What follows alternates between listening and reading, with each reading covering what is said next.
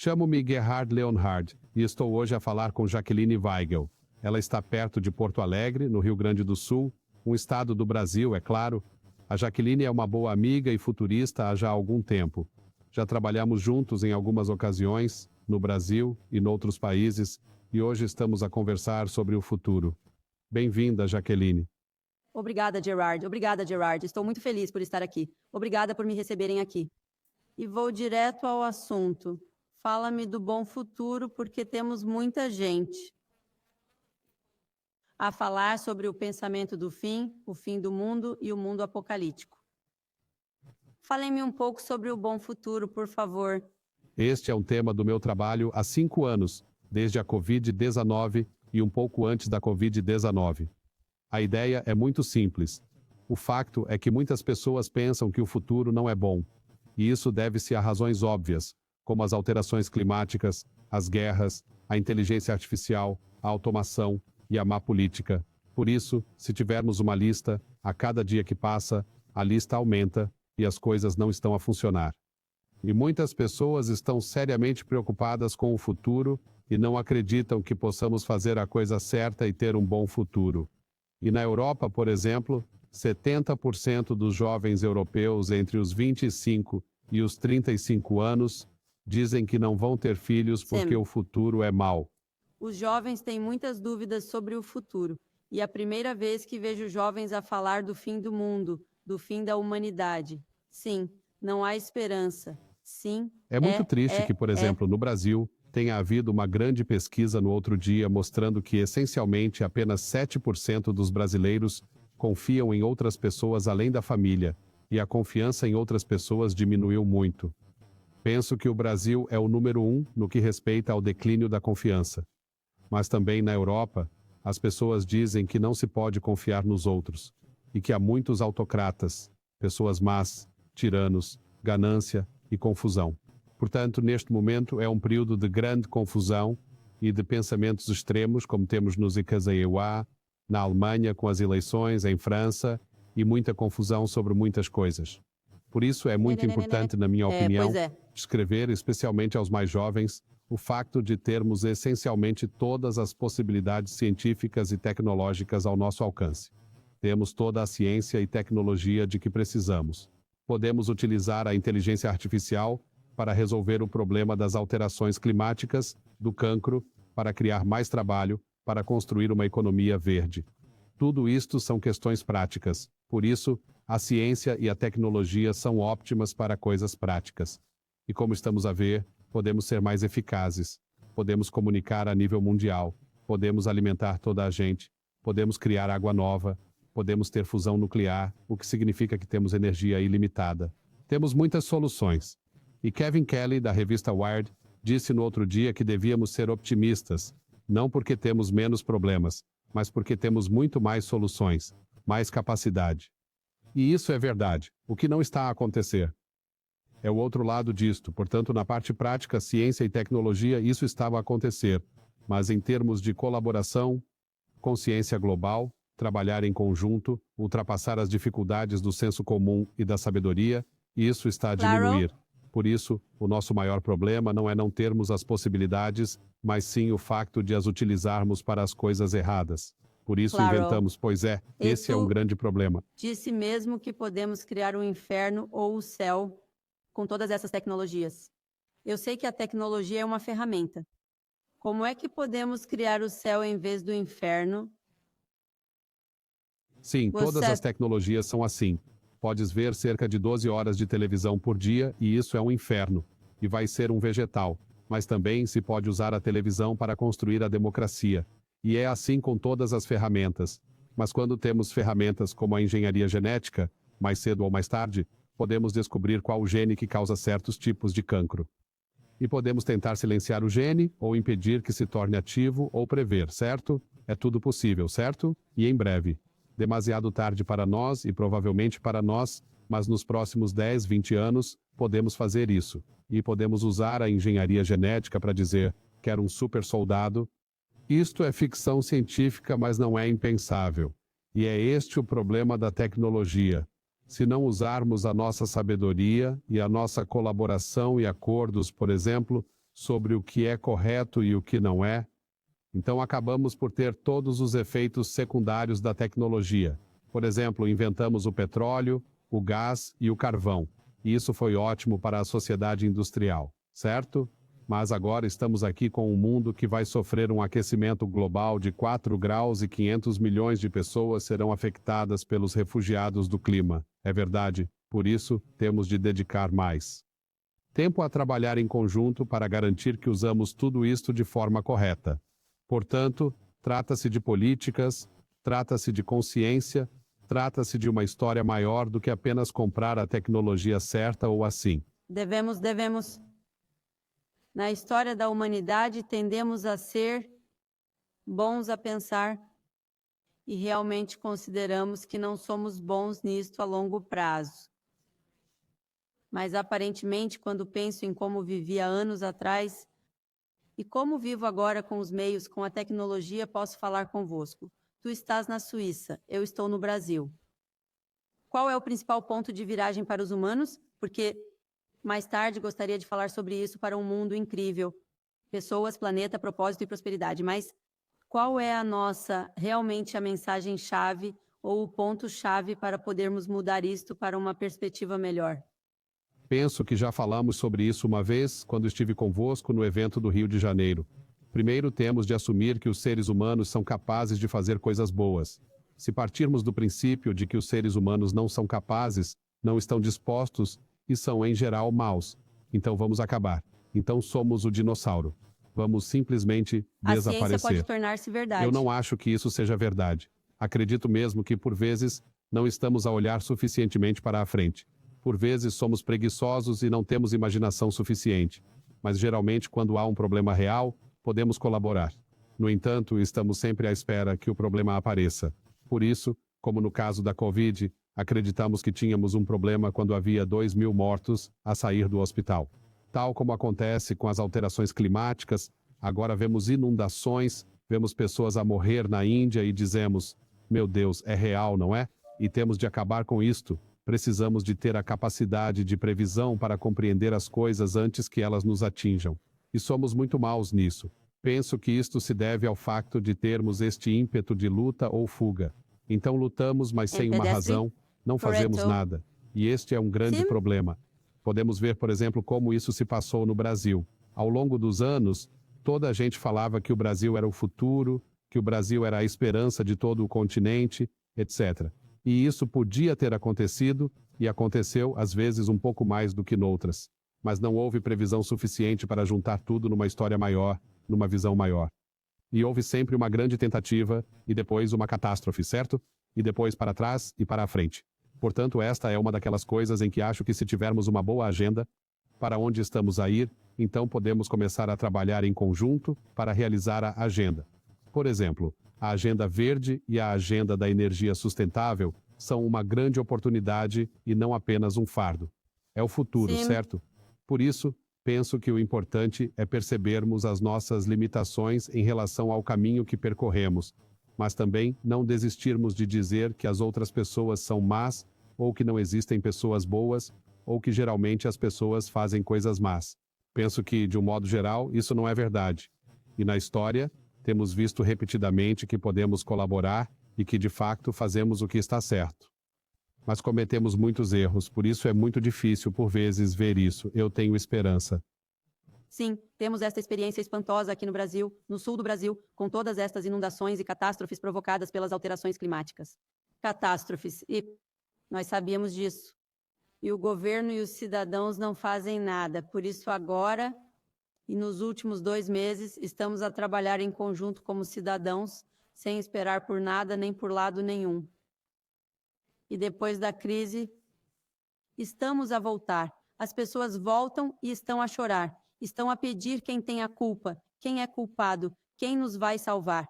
Por isso temos de parar com isto, porque vejo pessoas a trabalhar em conjunto, para ajudarem-se uns aos outros, né, para construir outra coisa melhor. Por isso tem toda a razão. Mas eu vejo que às vezes não é com inteligência ou amor, é sempre através da dor. Como tu disseste, a gente só faz mudanças através da dor. Bem, o interessante é como no Brasil, o Brasil é um país muito social. Toda a gente gosta de se juntar. Há grandes eventos. Há pessoas. É uma coisa de grupo, certo? Não é individualista como noutros países. Agora é. E é muito humanista também.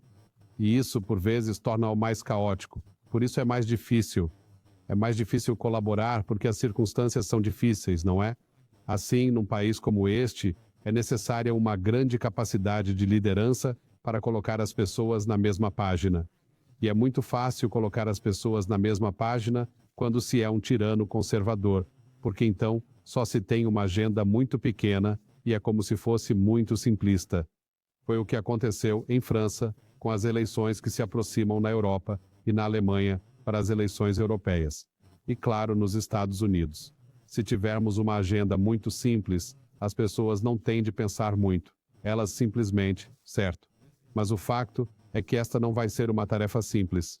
Estamos a falar de mudanças complexas na tributação e em quem faz o quê, e justiça social e tudo mais. E tudo isto vai acontecer nos próximos 7 anos. Se pensarmos nisso como um espanto, porque não temos muito tempo para resolver as duas coisas mais importantes, o clima e as máquinas inteligentes. Porque, basicamente, as máquinas inteligentes estarão conosco com a capacidade de todos os cérebros humanos em cerca de 20 e 30 anos.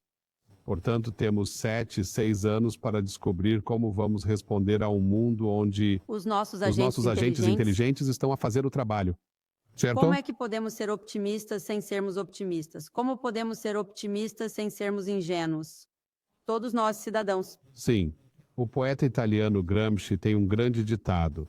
Ele diz que é basicamente o ceticismo da mente e o otimismo do coração. Certo? Por isso temos de continuar a fazer perguntas e dizer, não, isso não é realista. Ou temos de ser objetivos e cépticos e fazer perguntas. Ao mesmo tempo, não devemos abandonar o otimismo em relação ao que é possível. E isso é um pouco como a Revolução Indiana com Gandhi, em que no início do seu movimento, havia 2 ou 3% da população. Estavam a acreditar que era possível ser independente. E 2 ou 3% depois rapidamente se transformou num movimento de massas. E em 9 meses, 80% dos indianos disseram que podíamos ser independentes. E depois tornou-se independente. Por isso penso que é como iniciar um movimento para dizer, ok, é possível e não somos assim tão estúpidos. Temos a tecnologia e a ciência para o fazer. E isto é um paradoxo, porque quando olhamos para a maior parte dos desafios práticos do Brasil, ou de qualquer outro país, energia, água, alimentos, eletricidade, infraestruturas, estas são questões práticas, podemos resolvê-los. Mas não podemos resolvê-los se não tivermos a política correta, se não tivermos o sistema fiscal correto e se não resolvermos os problemas estruturais subjacentes. E penso que é disto que se trata, daquilo a que chamo o bom futuro. Porque quando se define o que é um bom futuro, é muito simples. A maioria das pessoas pensa que um bom futuro é ter o direito de trabalhar, ter família, não morrer, comer, ter direitos civis, ser saudável, coisas simples. Sim. Não estamos a falar de ter 2 ou 3 carros ou 5 casas. Estamos a falar de coisas simples e de sermos tratados de forma justa, de sermos tratados de forma igual. Esse é o bom futuro, certo? E 98% das pessoas querem isso. São muito poucas as pessoas que não o querem. Por isso, quando pensamos em como podemos fazer com que isso aconteça, é basicamente olhar para as possibilidades e depois pôr em prática as políticas. Por exemplo, se quisermos um futuro verde, precisamos de dizer adeus ao futuro sujo. E isso significa que precisamos de deixar de lado os subsídios para ajudar as pessoas a conduzir por menos do custo e para perfurar ao largo da costa do Brasil. Precisamos de abandonar estes conceitos antiquados, o que é mais fácil dizer do que fazer, porque eles dão dinheiro, certo? Portanto, É sempre uma questão de dinheiro. E não acha que precisamos de líderes diferentes? Porque na minha experiência no governo e nas empresas, os líderes ainda estão a olhar para o curto espaço de tempo, e para o dinheiro e para os resultados. E preocupam-se com isso, mas não conosco. Por isso, para criar um bom futuro, não acha que precisamos de outro tipo de líderes no mundo, de todos os tipos? Social, governamental, na construção de empresas, outra mentalidade de liderança? Tá bem, sim, pode quero ganhar dizer dinheiro. sim. Sim, não é uma questão de preto ou branco, certo? Portanto, não é uma questão de não haver dinheiro ou de haver todo o dinheiro. É uma questão de saber em que altura se tem que prioridade. Por isso, compreendo que o Lula queira o dinheiro do petróleo. Ele poderia certamente usar o dinheiro do petróleo, mas há outras considerações, certo? Por isso, aquilo a que eu chamo prosperidade do povo planeta objetivo, é preciso fazer uma escolha entre cada uma destas quatro. Assim, hoje temos um projeto em que escolhemos 10 para a prosperidade e apenas 3 para o planeta. Mas amanhã são 10 para o planeta e 3 para a prosperidade. E é preciso ser capaz de diferenciar um nível de importância em termos globais. E há certas coisas que não se fazem. Sam, Assim, por exemplo, as empresas que têm uma classificação muito má nesta escala seriam como a Companhia Petrolífera da Arábia Saudita.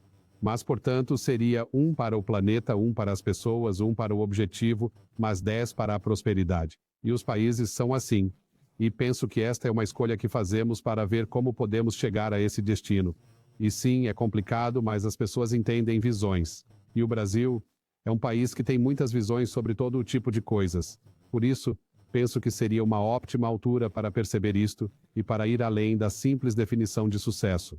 E é bastante claro, por exemplo, no caso do Brasil, que o Brasil tem tentado durante muito tempo, na minha opinião, ser um pouco a próxima América ou o próximo a ser como a América. Acontece que não é uma boa Sim, ideia porque A, não se pode ser como os americanos.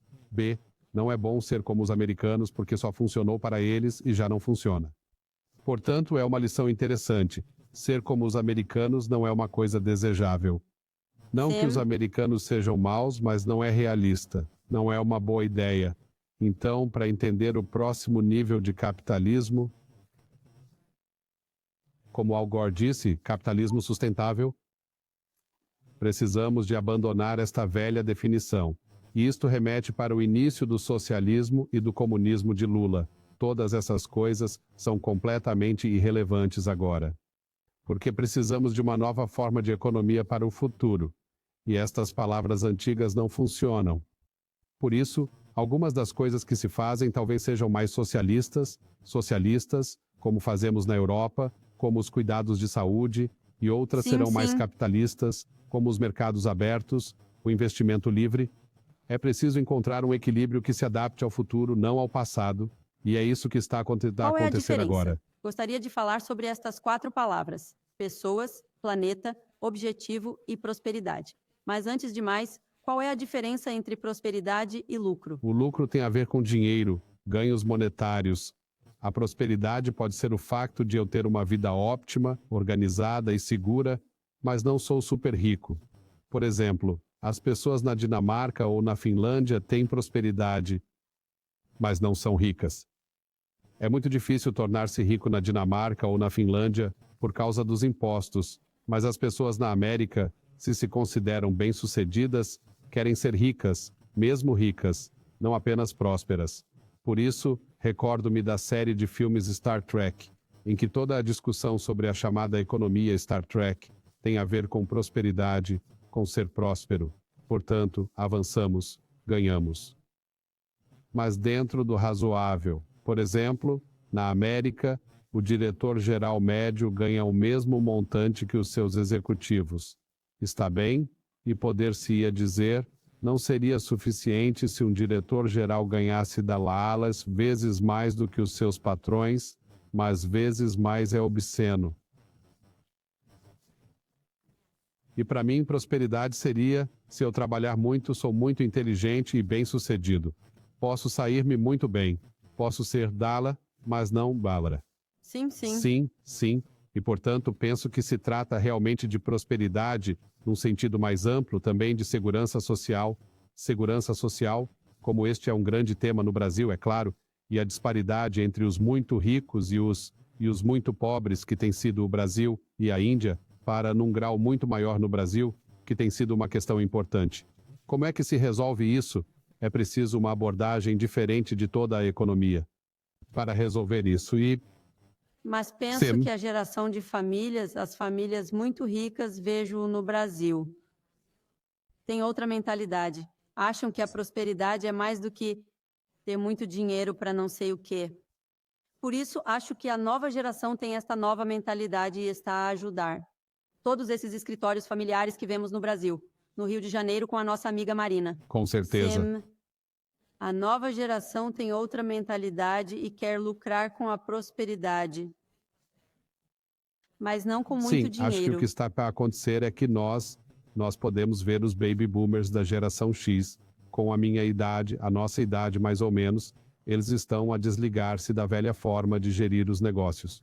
Por isso, mais cedo ou mais tarde, o nosso dinheiro vai para a geração seguinte, que tem 30 a 35 anos, dependendo se tem filhos ou netos, ou se o dinheiro está a mudar nos próximos 5 a 7 anos. São pessoas mais jovens, entre os 27 e os 40 anos, mais ou menos, e eles esperam coisas diferentes da vida. Também gostam de dinheiro, mas querem justiça e querem um objetivo. Querem fazer algo interessante, não querem arruinar o mundo. Na nossa geração, arruinar o mundo era bom, desde que pudéssemos sair do outro lado. Nós crescemos num mundo em que essas coisas eram uma coisa do Clube de Roma. E isso era interessante, mas apenas para 1% das pessoas. E agora estamos a perceber que a nossa geração, a minha geração, gerou nos últimos 25 anos 50% do aquecimento global. Todo ele, certo? 50% foram gerados em 25 anos e os 10% dos que ganham mais em cada país geram 90% de todas as emissões, certo? Por isso são números impressionantes. Agora estamos a chegar aqui e os nossos filhos são a próxima geração. Eles estão a chegar e a dizer que isto não vai funcionar. Vamos ter um colapso se fizermos isto, certo? E vão pôr o dinheiro em sítios diferentes. Não querem trabalhar para as companhias petrolíferas. Não querem ser advogados de uma empresa de engenharia genética que fabrica robots humanos. E perguntam-se, qual é a história mais importante? E será que preciso mesmo de ser dono disto? Ou como é que posso fazer a diferença? Mas eu gostaria de falar sobre estes 4 termos, as pessoas e o planeta. Mas precisamos de um objetivo, precisamos de prosperidade. Estamos agora nessa transição verde, por isso, quando penso que as pessoas estão a ver o vosso vídeo, é tão bom ouvir isso. Temos de nos preocupar com as pessoas. Temos de nos preocuparmos com o planeta. Temos de ter um objetivo para fazer as coisas na vida e nos negócios. Podemos ter prosperidade. E como é que acha que a transição ecológica terá impacto nas nossas vidas e nos nossos negócios? E fale-nos um pouco sobre estas 4 palavras. Sim. O principal aspecto da revolução ecológica é que já não se trata apenas de gastar ou perder dinheiro com a revolução ecológica. A Revolução Verde é, provavelmente, o maior bilhete de lotaria do mundo, para além da inteligência artificial. Porque, na verdade, o que está a acontecer aqui é que agora temos tecnologia com energia solar e renovável, e depois a próxima geração nuclear, que é uma grande discussão, certo? A fusão nuclear. Temos a tecnologia para reinventar o funcionamento da energia. E se a energia for abundante, então podemos produzir água por dessalinização. Podemos cultivar alimentos como o Brasil faz. 70% do Brasil está no meio. Está simplesmente vazio. Podemos cultivar alimentos lá? Podemos, sim, podemos, se tivermos a água, certo? E a energia. O que está a acontecer é que as pessoas estão a perceber que os custos estão a diminuir muito rapidamente. Por exemplo, um painel solar é 98% mais barato do que há 20 anos. E as baterias costumavam ser, não sei quantos reais, dezenas de milhares de dólares para comprar uma boa bateria para sua casa, uma bateria solar. Agora são $5.000 e muito em breve serão $1.000 e o seu carro elétrico andará 1.000 quilômetros, certo? Portanto, esta é atualmente uma área de enorme crescimento. E basicamente todos os grandes investimentos e as grandes empresas no futuro serão em tecnologia climática ou na inteligência artificial. E podemos ver isso acontecer com trilhões de dólares a serem investidos em IA. Mas, por outro lado, vamos resolver o problema da energia em 10 anos. Podemos chegar ao zero líquido e daqui a 20 anos podemos voltar atrás e resolver o problema, utilizando mais tecnologia. Mas isto só funcionará se retirarmos o dinheiro das empresas de petróleo, gás e carvão. E se os desligarmos da tomada, porque não podemos fazer as duas coisas. E isto é, claro, a ironia é que gastamos 6 trilhões de dólares por ano a subsidiar o petróleo e o gás. Certo? E agora as empresas de petróleo e gás têm 2 bilhões de dólares de lucro, lucro todos os dias. Está bem, sim, sim. Lucro todos os Sim. dias, certo? E se mantivermos isto, esse lucro vai para todo o lado, para comprar barcos e para comprar apoio. E se mantivermos isto, é muito difícil fazer essa mudança. Se pegarmos nos 6 bilhões de dólares e dissermos, muito bem, vamos reduzir os subsídios e aplicar o dinheiro no verde. Estamos a construir uma nova economia em que o Fórum Econômico Mundial diz que provavelmente 100 milhões de novos empregos são gerados na economia verde, especialmente no Brasil, porque é um país grande, populoso e quente. Portanto, é claro que isso tem de ser aceito. Os executivos, os investidores e o governo estão prontos para isto, para fazer isto neste pequeno tempo que temos? Acho que é uma daquelas coisas, primeiro muito lentamente, depois tudo de uma vez. É como a citação de Hemingway, certo? Então é uma coisa gradual, não é? Primeiro não se vê nada porque poucas pessoas se estão a mexer. E depois há um momento em que as pessoas se apercebem que esta é a maior oportunidade. Tenho estado a dormir e, bum, está toda a gente lá, certo? E isto é uma questão de subsídios. É uma questão de fantasia, todas estas coisas, como na Alemanha, que já tem 37% de energia renovável. E o facto de a Alemanha ter tido de abandonar o gás russo foi um grande desastre, mas não teve importância. Está a funcionar, certo? Porque eles arranjaram alternativas. Assim, temos uma razão para mudar e eles Sim. fazem a mudança. E essa é a maior oportunidade. Claramente é aí que se quer investir. É aí que o Estado precisa de colocar os seus recursos, também para reflorestar a natureza, replantar coisas, resolver problemas ambientais, acabar com a poluição. Não se trata apenas de energia, mas, por exemplo, se tivermos cidades e sistemas inteligentes, podemos evitar a poluição, certo? E podemos dizer coisas como as que se fazem atualmente na China ou na Índia. Podemos dizer que se estivermos na cidade de Porto Alegre e quisermos comprar uma moto, esta tem de ser elétrica. Essas são as coisas que não se pode fazer, certo? E depois barateia-se muito os postos elétricos. Assim as pessoas ficam muito felizes com as motos elétricas, como acontece agora na Índia, porque caso contrário, às 5 da manhã, 2 milhões de pessoas ligam as suas pequenas motos a gasolina. Isso mata toda a Estamos gente, a ver as certo? mudanças. Falei com o Sohail, tu sabias. Ele disse-me Certo. que em Brisbane, na Austrália, já não há pessoas a fumar. Só alguns jovens têm de fumar longe. Há 7 ou 10 anos, se eu disser algo como na minha cidade, no Brasil, todas as empresas de tabaco estão lá. Não, isso é imaginário, nunca acontece. Agora está a acontecer. Portanto, estamos a ver isto e A questão de as coisas acontecerem ou não é assim, e este é, penso eu, o mundo em que estamos atualmente, é que não se pensa que alguma vez possa mudar, porque só se vê em mudanças muito pequenas. Mas quando chega o momento certo, então é como se a curva passasse a ser exponencial, certo? Portanto, o ponto exponencial Temos- é 4.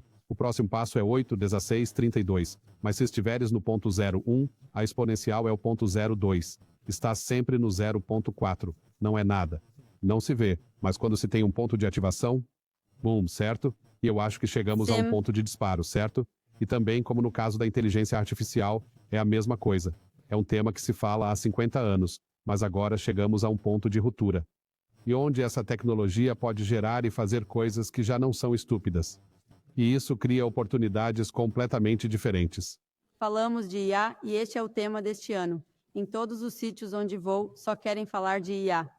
Eu tenho uma pergunta: como é que podemos? Não podemos ser reféns das grandes tecnologias nos próximos anos? Porque sei que fala muito sobre as grandes tecnologias e algumas coisas estão por detrás da cena nas grandes tecnologias, o que parece fantástico. Como é que podemos viver num mundo melhor, num bom futuro, sem sermos reféns destas grandes tecnologias? Sim, o problema é que a tecnologia é uma daquelas coisas em que, se a tecnologia se torna uma questão de segurança pública, como a inteligência artificial, não deve estar sujeita a empresas privadas que decidem o futuro. Portanto, se estamos a construir uma máquina que é geralmente inteligente ou superinteligente com a capacidade de computação de 1.000 milhões de cérebros e o potencial para simular o raciocínio e a ação humana, então não se trata de uma questão de negócios privados, Portanto, se eu construir algo que torne o meu software mais inteligente e puder conduzir o meu carro sem olhar para ele, isso são questões comerciais. São também questões privadas e públicas, mas muito pequenas. Mas estas são também questões de segurança nacional e questões militares e outras. Por isso não devemos deixar essas questões de alto nível para as empresas privadas. E depois temos esta coisa do Projeto Manhattan, em que basicamente se reúnem todos os cientistas que respondem à ameaça da Alemanha, alegadamente, e construíram a bomba. Eles não queriam usar a bomba. Nenhum dos cientistas queria usar a bomba. E Oppenheimer não queria atirá-la sobre uma cidade. Ele queria atirá-la ao oceano. Mas foi a política que decidiu. E agora já estamos a falar de um projeto Manhattan para a IA, para garantir que a América se mantém no topo. E isto é, obviamente, ridículo, porque no final, não devemos deixar o bem-estar público para empresas individuais como a OpenAI, Sam, porque elas não estão apenas a fazer coisas comerciais. Estão a construir robôs humanoides. Estamos a falar de robôs que podem agir como o Sam, Blade Runner. Sam, E isto Sam. não é ficção científica. Tudo isto já existe. Basicamente, a maioria das pessoas concorda que podemos chegar à inteligência artificial geral nos próximos 5 anos. E isso teria grandes consequências, algumas muito boas, mas sobretudo más, na medida em que já não podemos viver sem ela, porque estaria a gerir tudo. Sim. E, eventualmente, quando deixamos o controle para as coisas automatizadas, acabamos por deixar de perceber como funcionam e não conseguimos desligá-las. Então, tornamo-nos sujeitos ao seu controle, na verdade. Sim, não é no verdade. controle. Portanto, este é um tema muito importante. E acho que sou a favor dos mercados livres, mas os mercados livres não vão resolver isto porque na tecnologia, os mercados livres levaram à polarização. E como os americanos nunca, a regulamentação da tecnologia, porque na América a tecnologia Sim, é Deus. absolutamente. Não sim, se sim. regula Deus. Sim, E é isso que e fazemos na Europa, certo? eles vão criar super-humanos. Eu tenho um painel agora no Rio de Janeiro, na semana passada, Sim, é verdade. com 2 neurocientistas. E eles disseram-nos que isso nunca vai acontecer por agora. A fusão entre o cérebro humano e a IA, porque não entendemos como funciona o cérebro humano. Portanto, Elon Musk tem essa experiência. Atualmente, não funciona. E temos os wearables, claro. Mas eles disseram-nos que é um monte de tretas sobre IA. E o verdadeiro perigo é que aquilo de que não falamos, as armas autônomas. E muitas outras coisas, armas biológicas e esta supremacia de alguns países para controlar o... Sim. A questão é que uma IA não tem de ser como um ser humano para ser um perigo ou uma arma. Penso que, em última análise, estas máquinas não são de todo como os humanos. Utilizam o conceito de redes neuronais, aprendizagem automática, etc., mas não funcionam de todo como os humanos. Mas no final, se estamos a construir uma inteligência alienígena, uma inteligência que é por si só muito forte, então a certa altura, corremos o risco de ficar fora de controle porque já não sabemos como julgá-los. Depois, eles têm a sua própria, estão tão à frente. Mundo. Por exemplo, muitas pessoas estão a falar sobre o facto de uma inteligência artificial também se poder reinventar, dizendo: ok, eu tenho esta fraqueza, não tenho um corpo, por isso vou ver se consigo encontrar um corpo. E quando tiver um corpo, posso certificar-me de que tenho energia suficiente e assim por diante. Por isso, poderia ser muito rapidamente auto-reforçado. E também nos deixaria fora de controle, porque, tal como agora, estamos dependentes do telemóvel. Este seria um nível de dependência em que literalmente não nos poderíamos levantar da cama sem a tecnologia a funcionar. E digamos que temos um agente artificialmente inteligente, como as pessoas estão a promover. Assim, com um telemóvel, esse é o nosso agente agora. Se não funcionar, isso não é muito bom, mas podemos pô-lo a funcionar. Se tivermos um agente inteligente, é como levantarmos-nos e ligarmos a nossa assistente e ela não estar lá e não termos a nossa agenda, não temos o nosso plano, não sabe o que fazer. E é assim, e isso pode trazer todo tipo de problemas. No Brasil, por exemplo, o maior deles seria o facto de só pessoas como nós o poderem fazer. Mas os 50 isso. milhões de pessoas que têm um salário de $5 por dia e que têm um telemóvel barato ficariam novamente de fora. E acabariam por ficar como na África do Sul, com 70% de crianças desempregadas. E isso leva ao crime, leva à toxicodependência, leva aos gangues, isso leva à guerra. E no final, são todas questões muito complexas que temos de considerar quando pensamos no que a inteligência artificial pode e deve fazer. É por isso que penso que não podemos deixar este tema apenas para as empresas privadas e dizer, porque as empresas privadas, o que fazem é dizer, ok, lançamos isto, vendemos todas estas coisas. E se houver efeitos secundários negativos, então que o Estado se preocupe com isso ou alguém se preocupará com isso. É exatamente o que as empresas de petróleo e gás fizeram. Disseram que as pessoas querem o nosso petróleo, por isso vamos vender o petróleo. Se houver um efeito secundário, alguém O tem nosso de o problema limpar. é sim, E não sim, podemos sim. fazer isso aqui porque claramente, se vamos ter uma entidade, uma superinteligência digital, tornar-nos-íamos a segunda inteligência. E a segunda inteligência seria o melhor caso possível para ser ignorada. Se nós então nós seríamos como um animal doméstico para IA. Sim. E penso que há aqui muitas questões que temos de analisar em termos de salvaguarda, mas não de a descartar, porque não há maneira de não continuarmos a usar a tecnologia. Sim. Eu trabalho muito no Brasil com grandes empresas, médias empresas. E pela primeira vez estamos em empresas que trabalham com o departamento de prospectiva, o pequeno.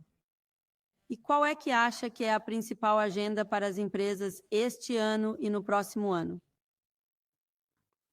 Sim, penso que existem Pessoas. obviamente duas agendas que é a coisa óbvia é como precisamos de entrar na via da sustentabilidade e na via verde o mais rapidamente possível. Porque se não o fizermos, isso arruína o nosso negócio. Não se pode ter um negócio se o planeta estiver morto, e se a energia não estiver a funcionar, se a água não estiver a funcionar, se as pessoas forem pobres, isso é mal para o negócio. Portanto, esse é o primeiro passo. E o segundo é utilizar sistemas inteligentes e tecnologia para o efeito certo, para sermos melhores nos negócios e para perseguir uma história maior. Portanto, para nos afastarmos deste pensamento único que diz que tudo o que aumenta o lucro é a coisa certa a Empregos, fazer. crescimento. Porque não é que seja a coisa errada a fazer, mas é uma mistura com outras coisas. E nós já sabemos isso, exceto que nós tendemos a, se tivermos uma escolha entre, digamos, 1.000 milhões de receitas reais ou 10 mil milhões de receitas reais, então fazemos a escolha pelos 10 mil milhões, mas a escolha tem de ser feita sabiamente, tendo em conta os outros fatores. E isto é muito importante porque os jovens estão a chegar e vão castigar-nos se as coisas correrem mal. E já estão a usar o seu processo de votação. E já estão a usar o seu processo de votação, como podemos ver na Europa, para votar em extremistas, porque estão preocupados. Por isso, é muito importante que declarem que estão na agenda do bom futuro. Sim, isso é E sim. importante. Li o seu livro, Tecnologia versus Humanidade. E a questão continua a ser: qual é o papel da humanidade em tempos de tecnologia? Vejo as suas tendências. Todas elas estão a acontecer. E para nós, trabalhamos com a transformação. Falamos do futuro para tornar as coisas diferentes no presente. Qual é o dica ou conselho ou